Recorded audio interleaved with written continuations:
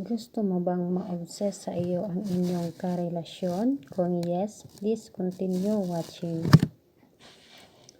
Hello mga guys, kumusta kayo? Panibagong araw, panibagong video na naman tayo. At sa araw na ito ay isa na namang video ang ating ituturo sa inyo na simpleng gabay o simpleng pamamaraan na makakatulong sa atin.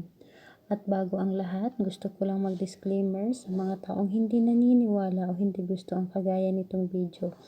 Please skip this video at maghanap kayo ng videos na gustong gusto nyo dahil ang video na ito ay para lamang sa mga taong naniniwala and gusto mag-try.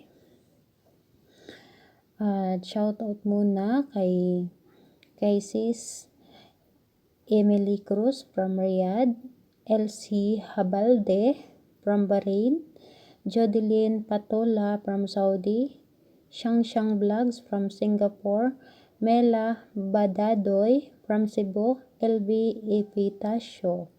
Hello po sa inyong lahat. Salamat sa laging pagsusubaybay sa ating mga video. Salamat po sa inyo mga sis. And kayo, kung gusto niyo rin din magpa-shoutout, mag-comment lang kayo sa baba para ma-shoutout ko din kayo sa next video ko. And ngayon, gusto niyo bang ma-obsess sa inyo ang inyong karelasyon na kayo lang talaga at hindi na ito lilingon pa sa iba? Marami tayong pamamaraan para hindi tumingin sa iba ang ating mga karelasyon na yung tipong iyong-iyo lang talaga o hindi na ito magkakagusto pa sa iba. Yung tipong kahit gaano pa kaganda ang kanyang kaharap, gaano pa kagwapo ang kanyang kaharap, is sa iyo lang talaga ito mahuhumaling. Ngayon, napakasimple lang ang ating gagawin is kailangan lang natin ito ng ating mga kagamitan. At kung magtatanong kayo, pwede ba ito sa mga babae to babae, lalaki to lalaki? Yes, pwede kung meron naman kayong relasyon na dalawa at hindi ito pwede sa wala pang relasyon, yung tipong ikaw lang ang nagkakagusto. Hindi ito pwede at hindi rin ito tatalab. Kailangan talaga is mayroon kayong relasyon. At kung magtatanong ka din kung pwede din ba ito sa LDR, yes, pwede ito sa LDR kung meron kang kagamitan natin. Pero kung wala kang kagamitan is wala talaga tayong choice. Kailangan talaga natin na kagamitan dito. Ngayon,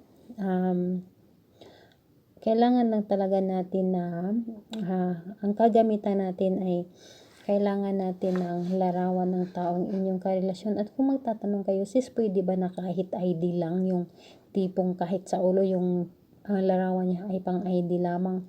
Yes, pwede rin. Ngayon, kailangan natin ng pangalan, larawan niya ng taong inyong target. Kailangan natin ng kandila, pero ang ating kandila na ating kakailanganin ay kailangan natin na pula or pink na kandila, kahit anong laki o kahit anong liit, basta't kandila siya. Kailangan din natin ng panulat at syempre kailangan natin ng inyong panloob na gamit. Alam nyo na yun, yung panloob na gamit, yung panloob talaga.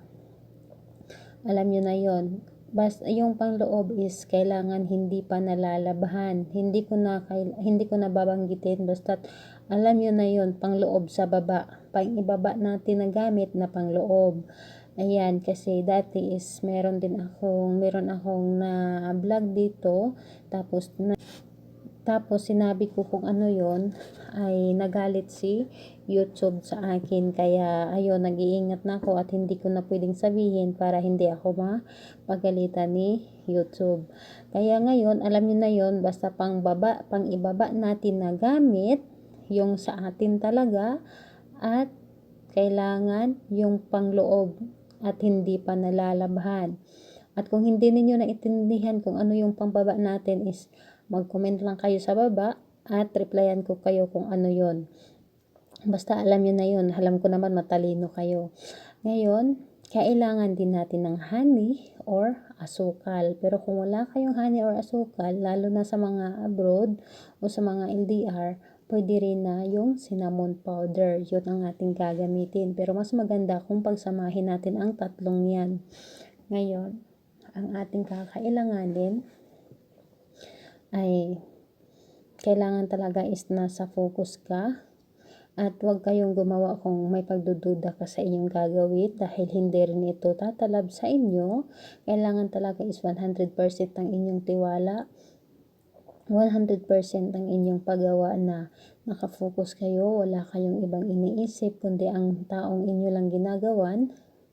At kung gagawa kayo, huwag kayong pagkatapos huwag ninyong isipin at huwag kayong mag-isip ng negative at huwag nyo din, kung gagawa kayo, huwag nyo din isabi sa akin, huwag kayong mag-message sa akin na gagawin ko to mamaya dahil posibleng makontra ang inyong gagawin. Ako naman ay hindi ko kinukontra ang inyong ginagawa, ngunit kahit sa akin ay hindi dapat ninyo ipaalam sa akin para kumbaga walang sagabal sa inyong paggawa kasi gusto ko lahat kayo ay matulungan ko.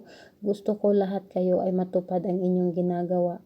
Kaya lagi ko talagang kayong pinag-iingat na kung gagawa kayo ng mga ganito, wag nyo ipagsasabi kahit kanino, kahit sa anak mo, kahit sa best friend mo na naniniwala naman sa mga ganito. Wag, dahil makukontra yan. Kailangan ikaw lang talaga mag-isang gumawa. Wala kang magsasabihan at walang dapat makakakita na gumawa ka nito. Yun lang talaga ang aking habilin sa inyo kasi gusto ko talaga na matupad lahat ang inyong mga ginawa. Ngayon, ang ating kakailanganin o ang ating unang gawin, sulatan mo lang ng ito ang larawan ito. Sulatan mo lang ng 3 beses pangalan niya at apelyido sa likod ng larawan niya. Kailangan totoong pangalan at hindi pwedeng palayo lamang at hindi pwede yung tawagan ninyo. Kailangan na pangalan niya talaga at apelyido at siguraduhin mo talaga na ito ang totoo niyang pangalan at apelyido. At hindi pwede yung pangalan lamang niya sa Facebook kasi maraming gumagamit ng pangalan sa Facebook na hindi totoo. Kailangan dapat totoong pangalan niya at apelyido. Alamin mo talaga. Yun ang ating kakailanganin. 3 beses mo ito isulat. Mapa small letter man yan o big letter ay okay lamang, walang problema. At pagkatapos, sa kandila natin na pink or pula, wala kasi akong pink or pula, kahit ay gamit na ay okay lamang. Isulat mo din dito ang pangalan niya at apelyido, iukit mo sa kandila. Kumuha ka ng karayom dyan or pin na pwedeng maukit ang kanyang pangalan dito sa kandila. Pwede rin naman ballpen pero yung ballpen mo ay hindi na ito magtitinta kapag maisulat mo dito sa kandila. Kailangan pangalan niya at apelyido at isulat mo. Ngayon, kapag nasulat mo na, magwiwis ka dito. Magwiwis ka sa kandila. Bago mo sindihan, magwiwis ka sa kandila. Sabihin mo na tulungan mo ako na sa pamamagitan mo, ang taong gagawan ko nito na panggitin mo ang kanyang pangalan at apelyido na sa akin lang siya ma-obsess, sa akin lang siya mahuhumaling, hindi na ito titingin pa sa iba. Hanap-hanapin niya ako palagi, hindi ito mapakali hanggat hindi ako nakikita, hindi ako nakakausap. Ako lang ang laman ng puso't isipan niya. Ikaw na ang bahalang humiling, kahit anong hilingin mo ay okay lang naman. Baguhin mo kung hindi mo gusto ang aking mga sinasabi na hiling, gumawa ka ng iyong hiling. Basta't galing sa iyong puso at kung maraming hiling mas maganda. Ngayon, pagkatapos mong humiling ay sindihan mo ang kandila. At kunin mo ang ating sinasabi na panloob natin na gamit. Panloob yung hindi pa talaga nalalabhan. Kung maaari ay magsuot ka ng napakaluma mo ng panloob na gamit para hindi mo na ito gamitin. Ngayon, kapag nakuha mo na o naano mo na, halimbawa, nandito na yung panloob na gamit ay ang larawan ay ibalot mo lang. 'Di ba yung sa gitna natin, yung sa gitna na panloob na, alam niyo na yon, yung sa panggitna talaga natin na pangsuot. Ilagay mo ito doon, ang larawan niya ang larawan niya. Sa gitna talaga. Tapos ilagay mo ang honey. Kailangan talaga meron kang reserba na picture niya or larawan niya kasi masisira ito, lalo na't honey ang iyong ilagay, masisira talaga. At ngayon, kapag nalagay mo na ang itong larawan niya sa gitna talaga, ilagay, kahit hindi mo na i-ano doon sa loob, 'di ba, yung panloob natin is may parang doble yan sa gitna. Kahit hindi mo na yun sirain, ilagay mo lang ito doon, ibalot mo na lang, tapos ilagay mo yung honey dito. Kailangan hindi mo dito sa may pangalan ilagay, kailangan dito sa may mukha ng inyong gagawan o sa mukha ng taong inyong ginawan. Kailangan sa mukha talaga. Kung gusto mo na tatlo ang iyong ilagay, honey, asukal at cinnamon powder, ay okay lang, mas maganda. Pero kung wala ka sa tatlong yan at isa lang ang meron ka, ayun na lang. Kailangan sa mukha, kailangan itong pangalan niya, may pangalan niya isa ilalim, ang mukha niya ay dito sa ibabaw, at dito mo ilagay sa kanyang katawan o sa kanyang mukha ang honey, asukal, or cinnamon powder. Pagkatapos niyan ay balutin mo. Ibalot mo lang. Tapos, ngayon, hawakan mo ang iyong pangloob na kung saan nandoon yung ating larawan. Hawakan mo, sabihin mo na sa pamamagitan nito, maging obsessed ka sa akin, pangalan niya, apelyido, banggitin mo, ako lang ang iyong mamahalin at hindi ka natitingin pa sa iba. Ako lang ang bukod tangi mong mamahalin habang buhay. Yung ikaw na ang bahala. Yun na nga ang sabi ko, kayo na ang bahala na humiling kung ano ang gusto nyong mangyari para sa inyong karelasyon. And ngayon, habang nakasindi, 'di ba, sa nakasindi itong kandila, habang ginagawa mo, ipinasok mo ito doon sa loob ng iyong panloob na gamit. Pagkatapos mong mag-wish, ay kumuha ka ng cellophane, ibalot mo ito, pero bago ka kumuha ng cellophane, kumuha ka ng pulang tela dyan. Kumuha ka ng pulang tela at ibalot mo yung iyong pangloob na damit. Ibalot mo ito sa pulang tela at bago mo ipasok ito sa loob ng cellophane, kailangan pula talaga.